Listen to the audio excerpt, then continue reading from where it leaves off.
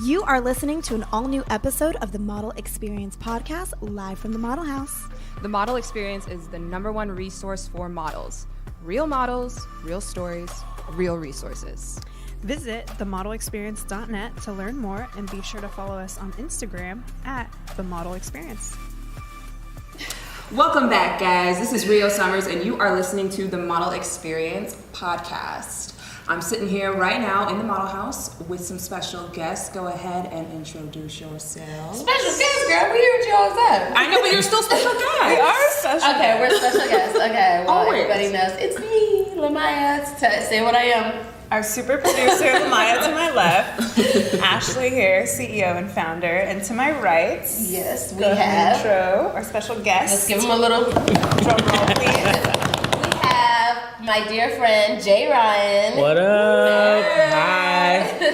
He is talent relations over at, everybody knows, Pretty Little Thing. I mean, come on now. Over, how do I say? Boohoo Man. Yeah. Boohoo Man, yes, Boohoo Man. But he's also worked with many celebrities. He has his own PR company, Fly Life. Yes. Yes. Fly Life PR. Entertainment. Yes, and so we just wanted to introduce him. We wanted to bring him on here to share with you guys, give you some wisdom, some insights, some knowledge on how to really make the game work for you, how to get attention from PR, what types of things that they look for, how he started. So we're gonna jump right into it. So before we get started, do you work with models? I do, I'm friends with a lot of models. Got it. So I don't want to say I work directly with models. I was at one point. One of my first clients actually was a model. It Got was it. Celicia Stowers she won Cycle 9 of America's Next Top Oh Model. my gosh. Yeah. Yeah. Alumni. Crazy, right? And she was one, when I was breaking into PR, one of the first people I kind of worked with. Got it. So Yeah. you're more on the talent side, so Yeah. more like celebrity. Yes. Got it. Yes. So very cool. What else? Social media influencers? Social media influencers. I learned that world very quickly with working with a celebrity. I learned the difference very fast at BeautyCon, actually. Okay, nice. Yeah, That's a I went to huge BeautyCon platform. and I was so confused, because I didn't know who any of these people were. It was a panel of makeup influencers and then Karrueche. And so for me, I know Karrueche could step out and there's paparazzi following her and fans, but in this area, it was she was not as big as they were. Wow. And the fans were just crying over these people. I drove here and I relate to you and this is why I follow you. And they were explaining why they liked the influencers more than they liked celebrities, because they felt like they really related to them. And I was like, damn. That's when I learned very fast. I was like, damn, this is a world I need to break into. Right. Instantly. Because I was confused. I was literally who are these people? But yeah, so that was my first entry into the influencer world. Wow. Yeah. So what happened after that, though? After that, we tapped into YouTube, and what I learned is YouTubers want celebrity exposure. That's what I learned very fast. So they want the paparazzi exposure. They want to be on TV, and then celebrities want YouTubers' money. Because what I learned is YouTubers make very quick money, where celebrities will book shows and movies, but these YouTubers are just making quick cash. From their home. So it was they both, what I learned very fast is that both parties wanted in on what they had. It's easier for celebrities to tap into the YouTube world than it is for the YouTuber to start tapping into the celebrity world. Attention. Because media is just media, they don't care. I learned that at award shows very fast. So fast forward, how did you start working with Pretty? So Pretty Little Thing came about from a guy, he's a reality star, Vas Morgan. He's a reality star in the UK. He hit me up and he was like, hey, my friend owns this company called PrettyLittleThing.com. And he compared it to Fashion Nova at the time. And I was like, I had never heard of it. And he was like, he wants to work with Karrueche. And at the time I was managing Karrueche. So I met the owners at Chateau Marmont. And it was such a brief meeting. We met, he was like, yeah, I want to work with Karrueche. I think she's dope. She's doing a lot of cool things right now. Is there no way we can cut a deal? So the next day, my partner for Karrueche, Jacob York, we met with the owner together and brought Karrueche with us to the SLS. And then we all talked, tried to work out a deal. It didn't end up working out in the long run because just money-wise, it didn't make sense. Right. Money-wise, we almost did it just because we wanted her to have UK exposure. Because she was building well out here, but we were we can go to UK, be on billboards, side of buses, like that was like good, but money-wise, it just didn't make sense number-wise. So, but I kept in contact with the owner. He was like super cool. So we would just literally like keep in touch, like on some like homie shit, yeah. And so when he wanted to launch in the US, I remember he texted me. He was like, bro, I want to launch in the US. I want to do this massive party. I want to spend a lot of money. And, you know, out here in LA, but also we're so used to people like saying shit like that all the time. So when he first wrote me, I was really like, yeah, whatever. Like, cool. You know, like, all right, cool. Let me know when you're ready. Like, you know. And then he ended up hitting me up like, but he had hit me so far in advance. It was like damn near like a year in advance. So when he brought it back to me again, which was like months later, I was like, oh yeah, I remember you bringing this up. Like, when do you want to do it? And at the time, he had pretty much already hired someone to do the event for him that wasn't getting it done. And he didn't want to be like LA people. So he kind of entered the ball game like letting people know like, here's the money up front. I got it, which was like a new thing. It was a bad decision for him because he had already paid that person out and that person wasn't getting it done. So then he ended up coming back to me and was like, bro, I really want to do this party. And at the time, I always say it was like the perfect timing because I was transitioning out of managing Karrueche and I really didn't know what I was going to do. Like, I kind of just like was like, you know what, I can't manage you anymore. Like, you're my best friend. I love you down. But like me and the other management just weren't seeing eye to eye at the time. So I was just like, I just got to fall back and do my own thing and figure it out. And sure enough, that same week, he had contacted me and was like, bro, I really want you to do my event. And I was like, all right, well, I'm free. You know, I didn't tell him anything. I was just like, I'm free. He was like, can I fly you to London? And I'm like, yeah, I'm available. So you used all your celebrity contacts, though, to kind of fill that party up and actually make it. So I flew out there. I flew out there for a week to London and then to Manchester. And then we basically just kind of hung out for like a whole week. We talked. And then I'm very like straight to business. Like, I'm not the type of person that's like, all right, cool, you're feeding me all this. I'm like, well, how much am I making? You know, like, and do I want to work with you? Like, I'm very much that person. So we ended up working out a deal, but I didn't hit him over the head with the price. I basically told him, like, I want longevity with the company. I was like, so I'll take a lower, I wasn't taking a lower rate, I took lower of what he paid the other person, which was like a very high number. But I was like, but I want longevity, which in the long run, it benefited me because now it'll be 3 years in July. Right, so, and you kind of just blew up. So we ended up booking Kylie Jenner to host. Nice. I remember we had to find a new location. Like, what her rate is. You know? So I think we all are. We all are. It's in the 100,000s for sure. With her, it was less than that at the time. It might be around that now. Sure. It was less than that at the time, but with her, it was you can either do two things with her. You can either book her to host your party, which is like an hour appearance, or you could pay for the post. They're the same price. Wow. But you don't get both of them together, you know, which is great for her. Like, she's racking. So yeah, we booked her, and he really wanted her. Like, he was like, that was like his girl for a Pretty Little Thing. So was it like something that you kind of pitched and created, and you were like, okay, I think she'll be a perfect look for, or was it something he wanted? That was tough in the beginning because so many different people had reached out. And the thing is, with management coming from her talent end, it's like once one reaches out, they kind of just want to stick to that one, but they weren't getting back. And at the time, I think her mom was like on vacation, and it had to come down to her decision. But luckily, Karrueche had done YouTubes with her, so I was able to just reach out directly with the management, and then we were able to finally get like the mom's direct contact, and then they ended up making it happen. But it was like at the wire that we got her. And it was cool. She came, she showed love. Like, she's always like pretty in good spirit. At the time, she was dating Tyga, so he showed up. So that was like free for us. That's how the industry kind of works, though. You gotta get like a 2-for-1 when people are dating and things like that. I remember, and the crazy thing, I remember we wanted Travis Scott to perform, and I pitched it to Travis, and he didn't want to do it for the rate that I pitched it to him. So we ended up booking Ray Sherman, and like, I'm very strategic in booking, so I booked Ray Sherman as DJs. Because you can book somebody as a DJ cheaper than their rate, and then if the party's hype enough, they'll end up just performing. And what did they end up doing? They end up just performing and giving us a great show. They gave us an amazing show, but it's to their benefit too, because we've done for Boohoo Man, like we've done shoots with Ray Sherman. We're actually trying to work with Sway Lee right now. Like, we're trying to figure out how to deal with him. Speaking of which, you have a collaboration with Quavo, right? We just launched the Quavo collection for our.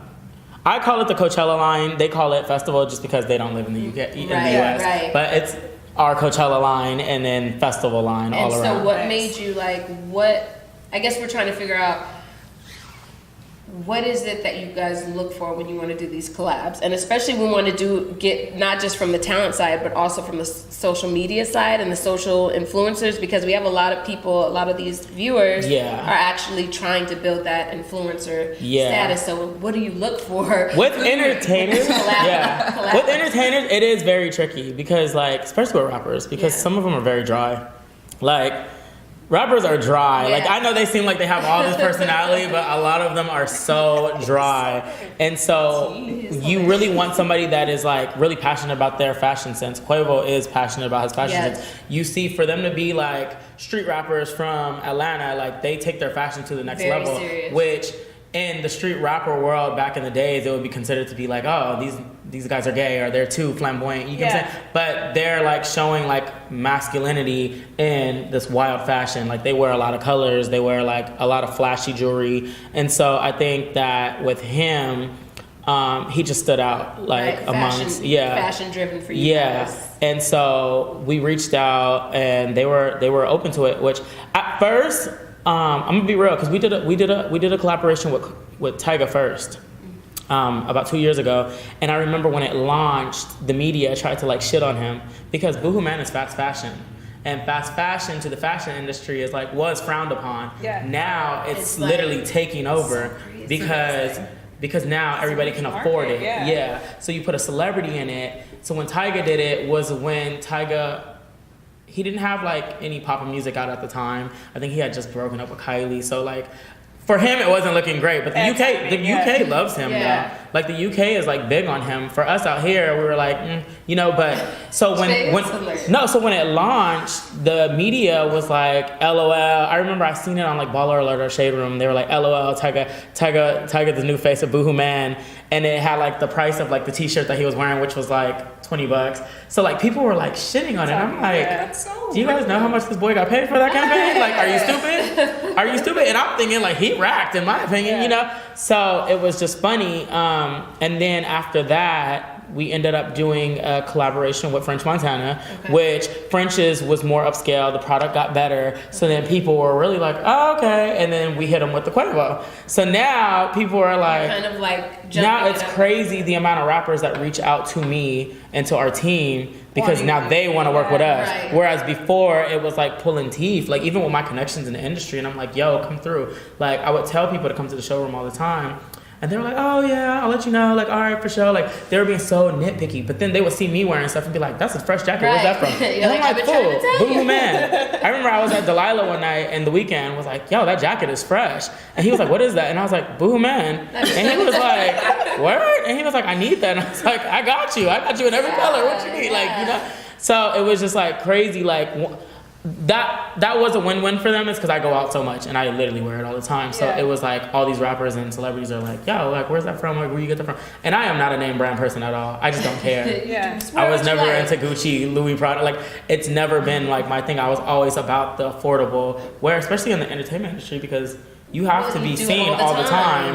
And I'm not about to spend my hard-working money on a Gucci shirt that cost me $3,000 that I can wear one time. And you got to event Monday, Tuesday, Thursday. You got to wear it all day. I can spend the same amount on boohooman.com and get a whole wardrobe. No, that's so do you feel like the quality of the clothes never switched up? Like it was always consistent? It was maybe like strategic business arrangements? In the beginning, I don't, like for me, the quality wasn't that great.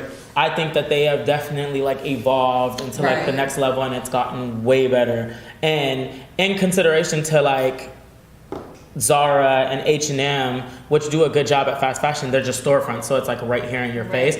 But Zara charges more than we do, and Zara doesn't double stitch. So as good as Zara stuff, as good as their stuff looks, a lot of times like I have big calves, so and I like Zara sweats, but the stitching always seems to come out around my calf area. So as much as they charge more, it's like their quality isn't really that great. Like, just do those brands that you mentioned, are they looking to work with like micro influencers too? Is that more popular? Yeah. So what we're learning is that a lot of our sales come from like the southern states, college towns, because like I said, you'll put like Kylie Jenner or somebody big in your clothes, and now their audience can afford it. Yeah. So we like the micro influencers too, because they're the ones that are rocking it around their peers, and that's what's getting them more sales. So how do you pick micro influencers? Yeah. Like what draws you to? Because I know sometimes people DM you guys, and then, you know, so what are you looking for with these micro influencers? If somebody was on here right now, what could they do to make themselves stand out? Sometimes you just ask your audience with social media. You say, like, who do you guys want to see us do a collection with? And they'll tell you. And like we use Maya Gemma, who is a radio personality in the UK. She dates the artist Stormzy.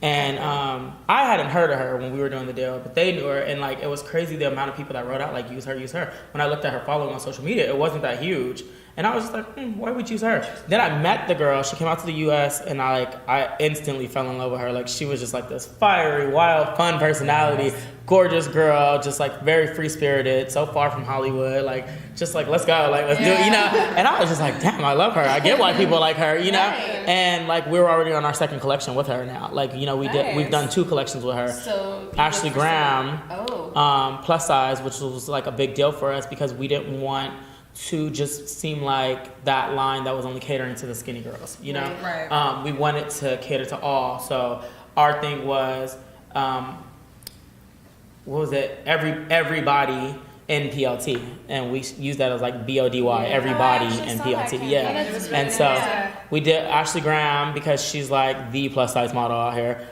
which a lot of people were like, oh, she's not really a plus size model. Like we got that a lot, but like we still made the range for like even bigger than her. But she represents that world so well, and so we've done 2 collections with her now too. So yeah, it's been good. Nice. You seem to be like an expert on marketing and networking. Do you have any advice for networking?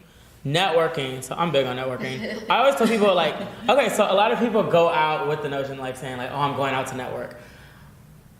That's fine if you say that to yourself. Just don't say it to everybody else, because even Lamaya, you know, because you were in a music group. You have a famous husband, you have a famous sister, you know what I'm saying? And so you know how it is when people come around, and it's like as much as you see the drive in somebody, and you can't help everybody, and you gotta imagine how much entertainers get people coming up to them saying like, well, how do I get into this, or how do I do this, and like, what do I need to do? Like, networking to me is just being present.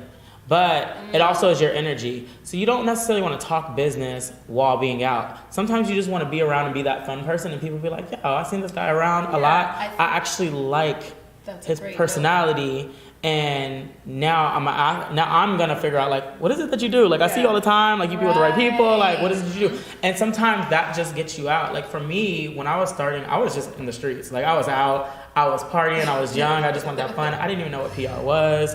Like, I was just around the right crowd, but I'm also born and raised in LA, so I would say I kicked it with a lot of celebrity kids at the time, but I was always just me, 100% me. Getting to know people, who they are. And really I didn't care to BFF somebody because they were famous, which I think a lot of people make the mistake of doing. Like, you meet somebody through your friend, and then the next week you're like at lunch with them without your friend.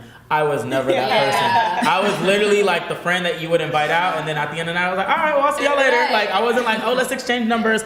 I was very big on, you're gonna follow me first. You're gonna ask me for my number. I'm not going to do that first. Like, but I think that's a great note for our listeners, because a lot of times they think networking. Okay, I'm going out tonight, talk business with people, try to make some connections. It's like networking oftentimes is just letting your personality show, letting people be drawn to you and who you are. So that's like definitely. And even if you do make the first approach to introducing yourself and saying like, hey, I moved out here on a whim and I'm trying to follow this dream.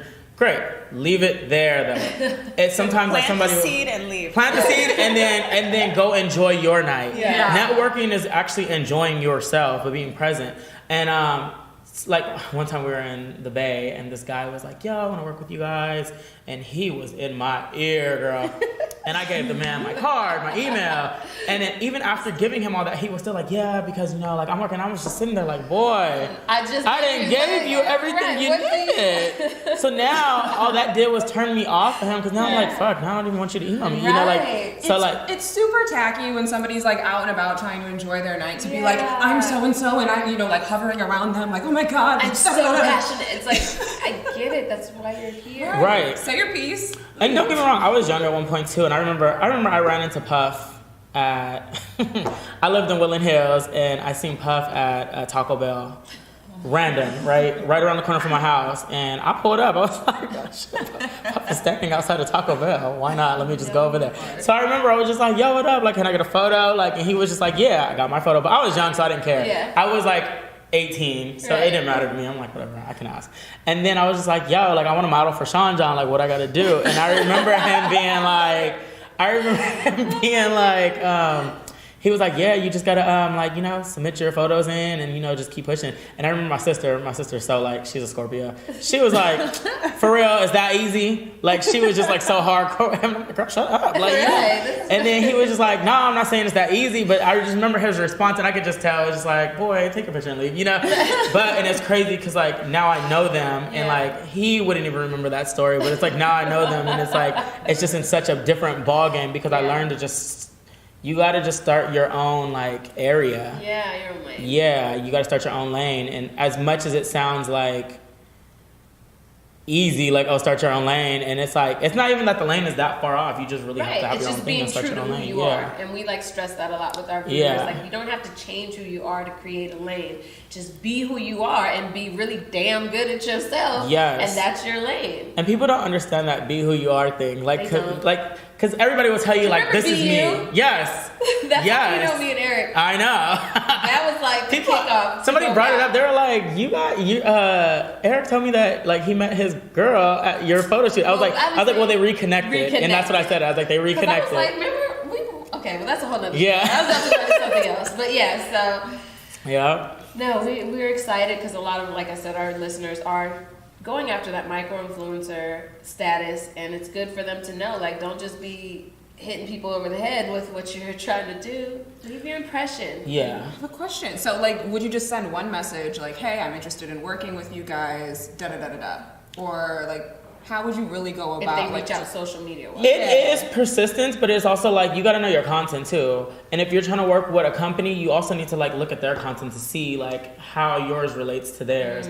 Because at this point, everybody's a pretty girl. Everybody's a gorgeous guy. You really have filters. You really even homies. I have homies that are yo, I want to model for a Boohoo man. And sometimes I do think that they are a look for Boohoo man, but sometimes I'll send it to our creative team, and they'll be like, they're really not the fit. So it's sometimes I don't even know what they're looking for, but the persistence and having your face out there, and then sometimes it is just the following and the engagement and seeing what your audience is into too, because nowadays, people are buying followers, so it's really not the following. They do check engagements. We work with girls that have way less than followers, but we know what their engagement is. We know what their audience is. True. Because you can even be a hot girl that wants to work with PLT, but your audience is all male. And so true. Analytics shows this now. Go for Boohoo man. So you guys actually right. Well, and some girls do try that. Some girls do try that, and I think we have tested that before. I'm not too sure, but I have seen I've seen Jennifer Rooms post for us before. I've seen I think Summer Rae, who has a more male following. The crazy thing is Summer Rae has a huge male following, but she posted something for us when I first met her. I just gifted her for free, and she posted 3 things, and they actually did well in sales on the female end, which was crazy because if you look at her following, it is majority male because she's very fitness. So you guys do look at engagement. And we check that out big time. Yeah, that is a big thing for us. Tips. Yeah. So you kind of just answered the question I was going to ask. If I'm a model and I want to work for Boohoo, for example, and I want to set up my page to kind of attract them, is it a good idea to shoot in Boohoo already and tag them, or am I already giving it for free? No. That's a good the thing is, a lot of times people will feel I don't want to post for them until they're paying because I know they're paying everybody else. You get what I'm saying? The thing is, I have more celebrities post for us for free than even influencers. And so then you look at the influencer well, if Christina Milian just posted, then what's the problem with you? You know what I'm saying? Sometimes it is just showing good faith in the beginning, and then that will make them look at you and make them want to work with you. Because there are people that I've recommended saying, oh, we should work with them, and then we hadn't worked with, but then now we are working with them. So sometimes it is just it doesn't hurt to tag. Some people are so... Get over yourselves is what I have to say to that. You are not that big. For anything, so you are not that big. And that's the problem. Influencers sometimes are bigger in their heads than they are in real life. And they need to kind of come down to reality And yeah. Because you might lose out on opportunities if you're denying too much. Sometimes you get to deny too much, and then like you might not have any more offers. If it fits what you're doing, if it fits what you're doing, don't be the hard deal guy. You know, if it fits your brand, sometimes you got to make investments. And that is the crazier thing in the influencer world is what I've noticed between influencers and celebrities is celebrities do more work. Let's just be real. Like if you're an actress, you have lines, you have training, you have acting classes, you got to stay fit. You know what I'm saying? Like you have influencers more just, I hate to say this, but they're very much hair and makeup. They get to take the photos themselves, post, take a picture. That's true. They are very much more nitpicky than celebrities are. And that will become difficult when working with them because they feel like, well, my fans think my hair should be curly all the time, so they don't want to straighten their hair. And it's just like, you got to think, as a model, and you know, because you guys are models, like, when you book a job, the job gets to tell you how you're going to look. Yeah. Influencers try to tell the job how they should look. Right. And that's where it gets very tricky. So a lot of times you will work with an influencer and it's like, we can't work with them again. Right. You know what I'm saying? And then you'll work with this huge celebrity and they're just like, all right, come on, let's go. You know, and then they're super sweet on set. They know how to talk to people, these influencers. Find more longevity in and that. it's not all of them. Some of them are like dope to work with, but like a lot of them, I would say on the female side, are very like prima donnas, and it's just like crazy to me. So interesting. And I say to that, the entertainment world has longevity in business. I think that the influencer world is like new money, so they don't realize the longevity in business. So until it's too late. Hashtag slay humble. Hashtag slay humble. Thank you so much for coming on our show. Definitely. You shared a lot of tea, a lot of information. No, this was great. Yeah. Like our viewers, we really like to educate them. So. Where can we find you on Instagram? I am on Instagram at JRyanJL and Twitter at JRyanL. And everything else at All Day J Ryan. Right. Pretty little thing. Right. Awesome. Well, thank you so much. Yeah. Definitely. Thanks for having me. And that's a wrap. That's a wrap. If you're a new model looking to take your career and portfolio to the next level, visit themodelexperience.com.